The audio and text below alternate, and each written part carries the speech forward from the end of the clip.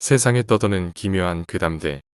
첫 번째 이야기, 흉가가 되어버린 소름 끼치는 유치원. 때는 제가 7살. 유치원에 다니던 때에 겪은 일입니다. 제가 태어난 곳은 경기도 안산이며 그 이후로도 쭉 20년 넘게 안산에 살고 있습니다. 저희 가족뿐만이 아니라 외갓집 식구들도 안산에 살고 있지요.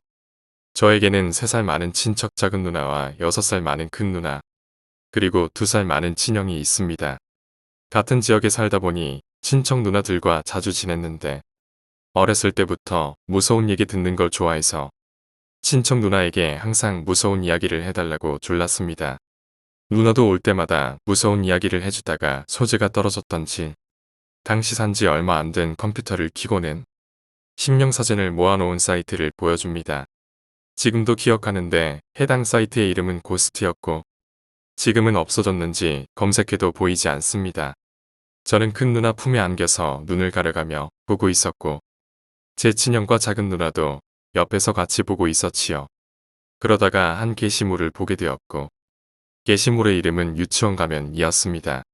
보통 어렸을 때의 기억은 나지 않는 편인데 이상하게도 유치원 가면이라는 이름과 그 이야기는 지금도 기억이 납니다.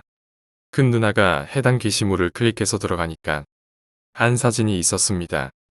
사진에는 9명 정도 되는 유치원생들이 노란색 벽으로 만들어진 유치원 건물로 보이는 곳 앞에 쪼르르 앉아서 수업 시간에 만든 걸로 보이는 가면으로 얼굴을 가리고 있었고 그 뒤 창문에는 빨간색 눈들이 아이들을 지켜보고 있습니다. 저는 사진을 보자마자 온몸에 소름이 돋아 경악을 했고 6살 많았던 큰 누나도 저보다 나이가 많았지만 그래봤자 초등학교 6학년이었기에 같이 무서워했습니다. 중요한 건 사진 아래의 문구였고 사진 아래에는 붉은 글씨로 이런 내용이 있습니다. 해당 사진은 경기도 안산시 유치원생들로 해당 유치원에 화재가 일어나게 되었고 일부 유치원생들 및 교사들이 사망한 사건이 벌어지기 일주일 전에 찍힌 사진입니다. 당시에는 살고 있던 안산에 관한 사진이기도 했고 사진이 워낙 무서워서 아직도 기억나는 것 같습니다. 그날 하루 종일 그 사진이 머릿속에서 떠나가질 않아서 결국 그날 밤에 부모님과 함께 잠을 청했던 기억이 있습니다. 그리고 몇 개월 뒤에 안산시의 다른 동네로 이사를 가게 되는데 우연히도 이사간 곳이 심령사진의 사진 속에서 보았던 그 동네였습니다. 이사간 뒤에 바로 초등학교 입학을 하게 되었고 저는 친구들과 함께 주변 동네를 탐험한다고 자주 돌아다녔지요. 제가 살던 집과 불과 50m 떨어진 곳에는 노란색 벽과 초록색 지붕으로 만들어진 2층 건물이 있었고 주변에 따로 미끄럼틀과 시소와 그네가 있는 걸로 봐서는 누가 봐도 유치원으로 쓰였던 건물이었다는 것을 알 수 있습니다. 저는 당시 제가 봤던 사진을 기억하고 아이들이 배경으로 찍었던 그 노란색 유치원이 해당 유치원이라는 것을 알게 됩니다. 그곳이라 생각하니 무서웠지만 사람 마음이라는 게 간사해서 무서움 반, 호기심 반 이런 마음으로 그곳으로 향했습니다. 하지만 해당 건물의 입구는 굳건히 잠겨 있었고 1층의 창문들은 모두 나무 널빤지로 덮여 있어서 안쪽을 볼 수가 없습니다. 그저 나무 널빤지 틈 사이로 보이는 내부에 불에 그을린 듯한 벽들과 여기저기 신문지가 널려있는 어두운 바닥밖에는 보이지 않았지요.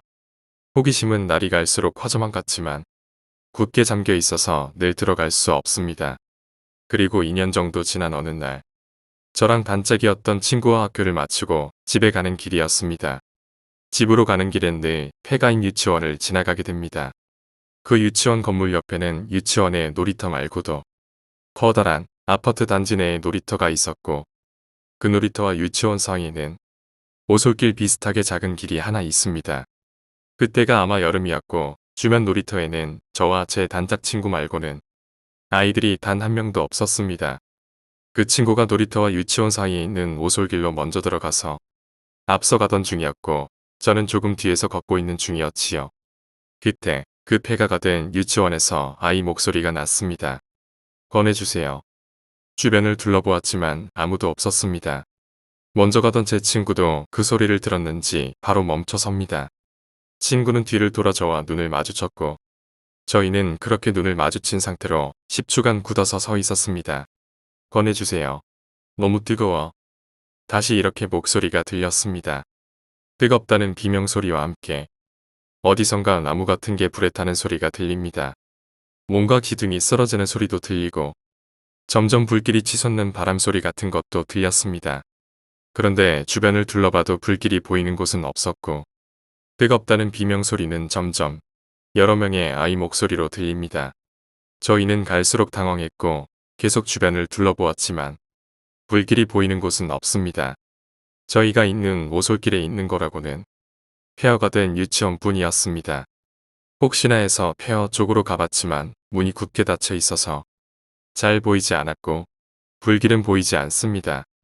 그런데 잘 들어보니 폐허인 그 유치원에서 도와달라는 비명소리가 들리는 것이었습니다. 저는 유치원 방향으로 안에 누가 있냐고 외치자 안에서 웅얼대는 소리와 함께 울먹이는 소리가 크게 들립니다. 하지만 문이 굳게 닫혀 있어서 들어갈 수 없습니다. 저희도 점점 무서워졌고 어른들에게 도움을 요청하러 아파트를 향해 달렸습니다. 그런데 이상한 일이었습니다. 오솔길을 빠져나오자마자 비명소리가 사라지고만 것이었지요. 뭔가 불타는 소리도 들리지 않게 되었고 갑자기 그곳에 아무 일도 없었다는 것처럼 정적이 흐릅니다. 그때 저는 그 비명소리를 냈던 아이들이 정신을 잃은 줄 알고 완전히 패닉 상태가 되어서 집으로 달렸습니다. 집에 계셨던 엄마에게 자세한 설명을 할 겨를도 없이 다짜고짜 엄마 손을 잡고서 그 오솔길로 같이 달려갔습니다. 당시 엄마는 밖에서 놀던 제 친구가 다쳐서 급히 같이 가야 하는 줄 알았다고 하십니다. 폐허가 된 유치원 앞으로 엄마와 같이 갔지만 아까와 같은 비명소리나 불타는 소리는 들리지 않습니다. 분명 화재가 났다면 아무런 흔적도 없이 쉽사리 진화되거나 하지 않았을 텐데 이상한 일이었지요.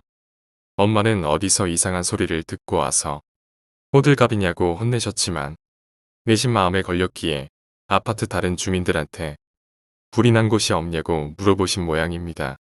그날 아파트나 그 주변에 불이 난 곳은 없었고 아마도 환청을 들었던 것이 아닐까 합니다. 그 후로는 그 길로 다니지 않아서 비명소리를 들은 적이 없지만 가끔씩 그 비명소리가 생각날 때가 있습니다. 제가 들은 게 혹시라도 정말 누군가가 도움을 요청하는 목소리가 아니었나 싶기도 해서 마음이 무거워지기도 하지요. 또한 환청이었다면 아마도 그 유치원에서 화재로 안타깝게 목숨을 잃었던 아이들의 영혼이 그곳에 아직도 남아있다는 겁니다. 아이들이 사고가 났던 그곳에 머물지 말고 부디 좋은 곳으로 갔으면 합니다. 두 번째 이야기, 아파트 복도에서 새벽에 현관문 두드리는 소리. 지난 몇 달 동안은 생활 패턴 때문에 새벽 4시가 넘어서 잠드는 일이 많았습니다.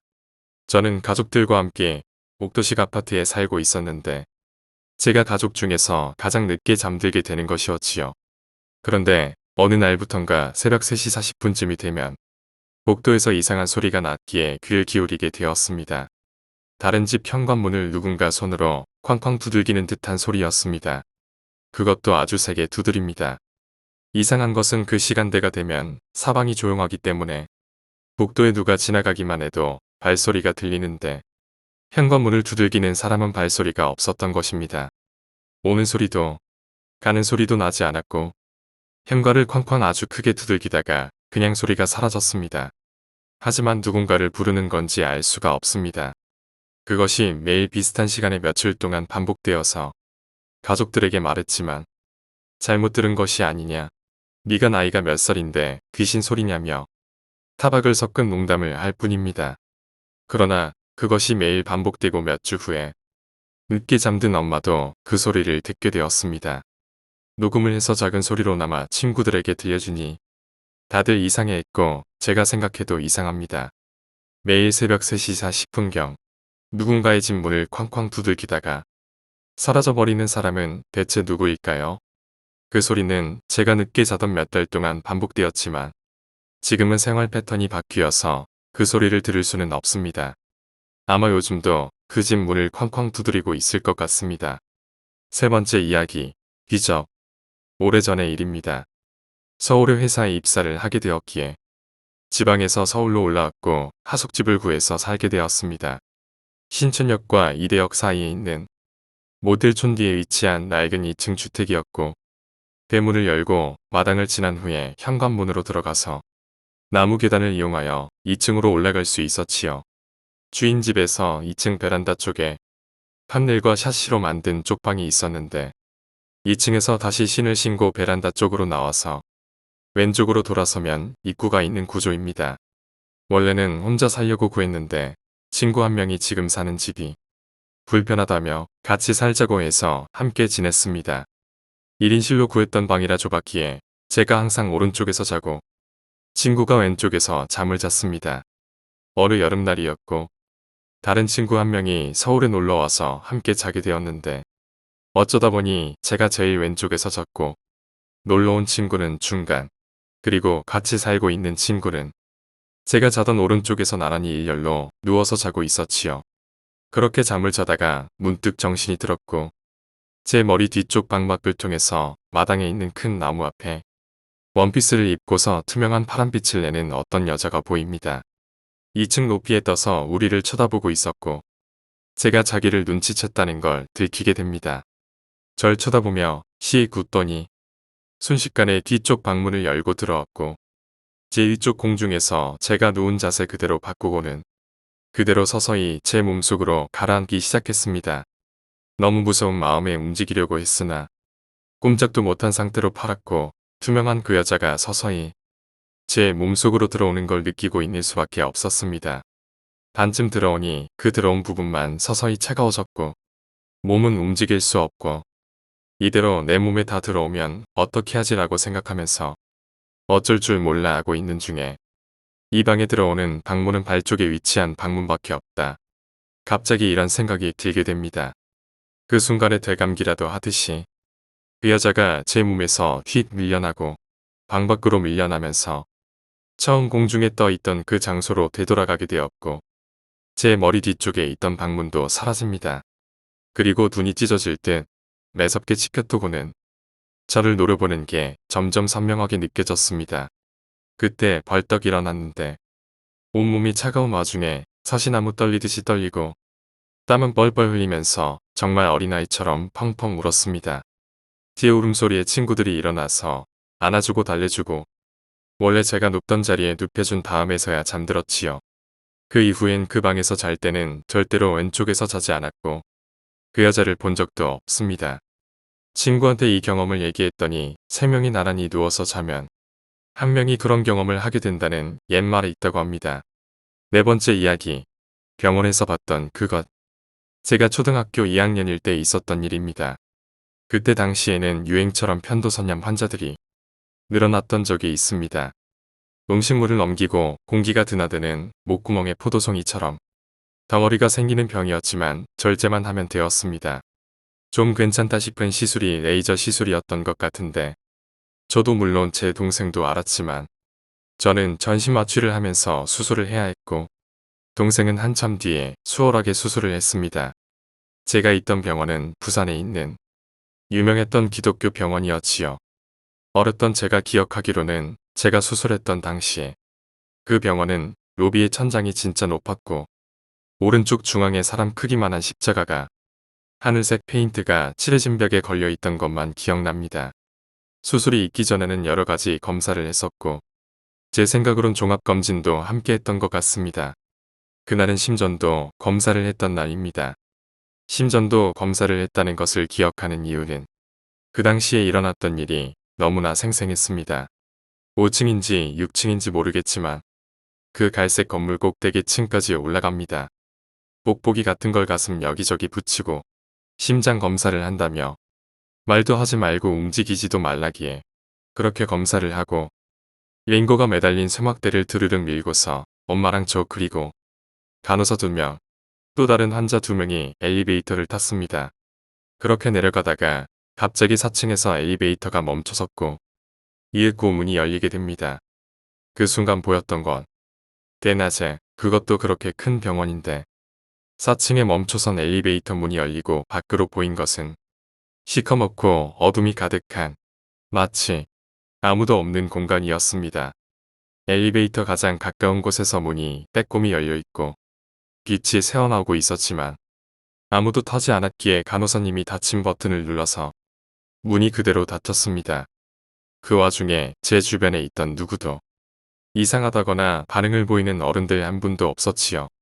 그런데 사람의 눈은 어둠에 익숙해지면 깜깜해도 보인다고 하잖아요. 그 순간 보인 모습은 어두컴컴한 4층에서 시커먼 사람 형체들이 떠다니는 것이 보였습니다. 그 외에는 기억이 나지 않습니다. 그때 당시에는 엄마한테 엄마, 여기는 죽은 사람들만 사는 곳이야. 물었지만 간호사 언니가 문을 닫았기에 그날 이후론 볼 수가 없었습니다. 나중이 되어서 사가 들어가는 층은 병원이나 호텔에서 잘 쓰이지 않는다는 걸 알게 됩니다. 그런데 아직도 궁금한 것은 지금도 그 병원을 검색하면 그 건물 사진이 나오는데 그렇게 작은 병원도 아니었는데 그 층만 어둠으로 가득했던 건 이상한 것 같습니다. 그리고 제 눈에 보였던 검은 형체의 사람들. 그 층의 정체가 궁금해지네요.